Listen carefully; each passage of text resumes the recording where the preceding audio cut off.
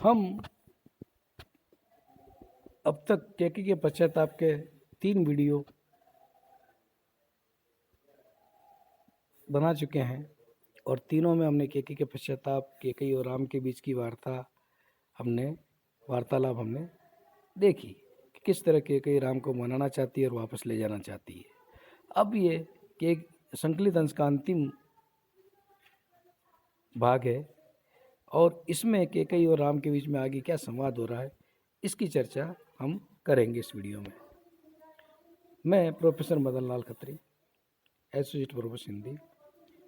राम केकई से बात करते हुए आगे बात बढ़ाते हुए कहते हैं, माँ अब भी तुमसे राम विनय चाहेगा। हे माता, अब भी यानी ऐसा होते हुए भी, इतना तुम्हारा आदर और सत्कार करते हुए भी क्या राम ऐसा चाहेगा कि तुम उससे विनती करो? अपने ऊपर क्या आप अदरी ढाएगा? और ऐसा चाहकर क्या अपने ऊपर पहाड़ ढा देगा, यानी पहाड़ जैसा पाप कर लेगा? ऐसा क्यों समझते हो विनय करना? आप विनय करोगे तो मुझे पहाड़ जैसा पाप लगेगा। अद्री का मतलब पहाड़ होता है। अब तो आज्ञा की अब तुम्हारी बारी। हे माता, अब तो तुम्हारी आज्ञा देने की, आदेश देने की बारी आई है। प्रस्तुत हूं मैं भी धर्म धनु धृतिधारी, और मैं भी धर्म धनुष और धैर्य धार को धारण करने वाला राम तुम्हारी आज्ञा मानने के लिए मैं आज भी प्रस्तुत हूँ। जननी ने मुझको जना, तुम्ही ने पाला।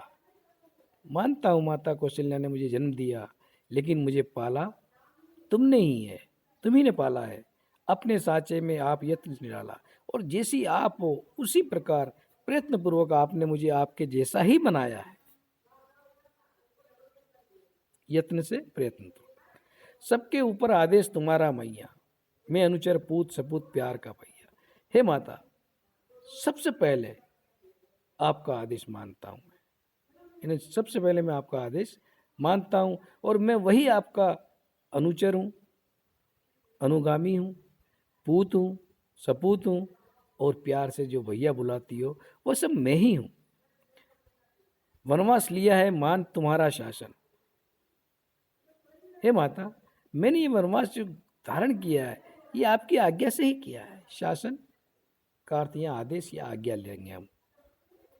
लूंगा न प्रजा का भार राज सिंहासन, तो क्या मैं प्रजा का भार और राज सिंहासन आपकी आज्ञा से नहीं ले सकता? लूंगा, वो आपकी आज्ञा मानूंगा, पर यह पहला आदेश प्रथम हो पूरा। लेकिन जो पहले जो आज्ञा मिली उसे तो पूरी करने दो, उसे पहले पूरी करने दो। वह तात्य सत्य भी न रहे अम्ब अधूरा।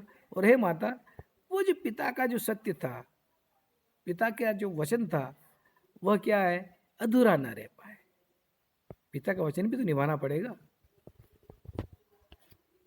आगे कह रहे हैं ना, राम ही आगे बात बढ़ाते हुए कह रहे हैं, जिस पर है अपने प्राण उन्होंने त्यागे, जिसके कारण उन्होंने अपने प्राण तक त्याग दिए, उस वचनों को मुझे भी निभाना चाहिए।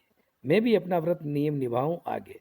मैं भी इसी तरह अपना जो व्रत नियम है उसे आगे निभाऊं। निष्फल न गया माँ यहाँ भरत का आना। हे माता, यहाँ मुझे लेने आना भरत का निष्फल नहीं गया। सिर माथे मैंने वचन तुम्हारा माना, और मैंने आपके वचन को सिर माथे मतलब स्वीकार कर लिया है। वचन मानने का मैंने हाँ भर ली है। कहने का मतलब अब मैं स्वीकार करता हूँ कि मैं वापस लौटकर राज सिंहासन ले लूँगा। इसके पहले तो सिंहासन से मेरा मोह था नहीं, पर आप कह रही हो तो चलो आपके कहने से मैं राज सिंहासन का भार भी उठा लूँगा। संतुष्ट तुम मुझे देख रही हो मन में, सुख धन धरती में नहीं किंतु निज मन में। आप देख ही रही हो तुम कि मैं वन में भी संतुष्ट हूँ, मुझे कोई असंतोष अभाव नहीं खल रहा है। और सुख धन धरती में नहीं होता, सुख व्यक्ति के मन में होता है। और एक्चुअली में हम जितने भी दुखी हैं अपने मन की वजह से हैं। यदि पूरा प्रत्यय न हो मुझे तुम्हें इस जन पर, तो चढ़ सकते हैं राजदूत तो घन पर। यदि मुझ पर आपको पूरा विश्वास नहीं हो तो राजदूत घन पर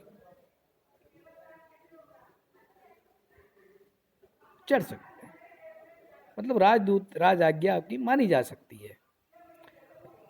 राजदूत तो धन पर, घन पर, मतलब राज आदेश, राजाओं का आदेश तो बादलों पर भी चलता है। हम तो अर्थ ही लेंगे, घन लिखा तो। राघव तेरे ही योग्य कथन है तेरा, दृढ़ बाल हटी तू वही राम मेरा। देख के हम तेरा अवधि मार्ग सब सहकर, कौशल्या चुप हो गई आप यह कहकर। जब राम ये बात करते हैं तो कौशल्या बोलती है, हे राघव, जैसा तेरा चरित्र है वैसे ही तेरा कथन है। तू वही मेरा बचपन वाला दृढ़ बाल हटी है, वही मेरा राम है।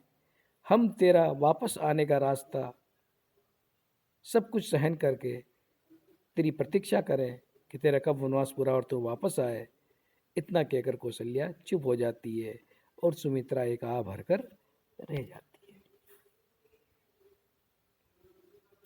कैकेयी फिर रामचंद्र से बोली, पर मुझको तो परितोष नहीं है इससे।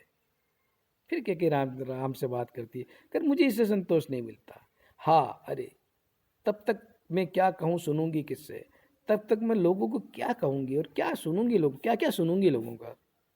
मुझे इससे संतोष नहीं है कि राम 14 वर्ष वन में रहे और तब तक हम उसका इंतजार करें। तब उर्मिला कहती, जीती है अब भी अम्ब उर्मिला बेटी, इन चरणों की चिरकाल रहूं मैं चेटी।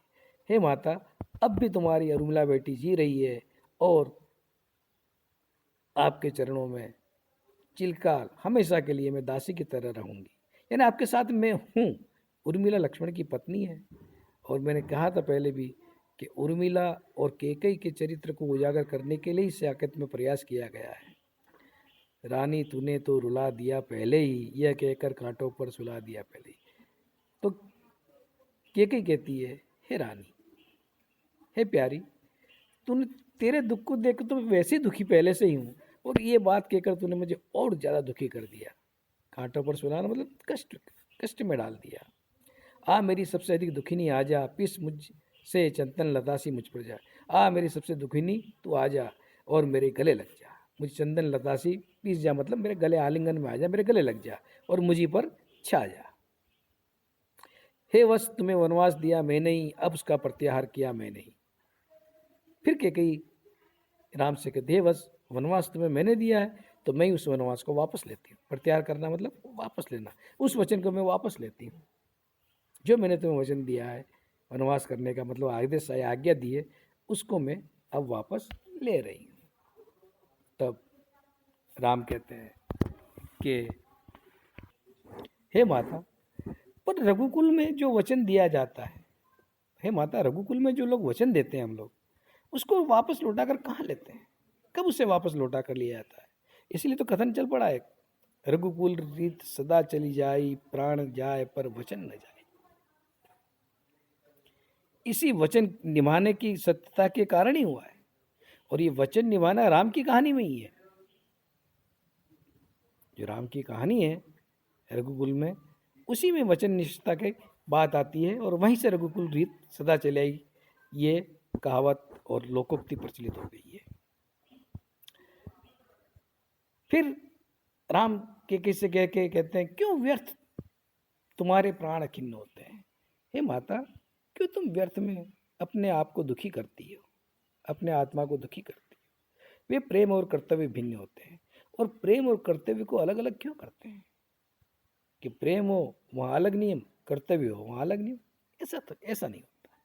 प्रेम और कर्तव्य भी अपने शरीर के, अपने जीव के, आत्मा के हिस्से हैं, उनको एक साथ साथ निभाया जाता है। जिस तरह प्रेम किया जाता है उसी तरह कर्तव्य भी निभाना चाहिए। जाने दो, खैर जाने दो माता, निर्णय करें भरत ही सारा।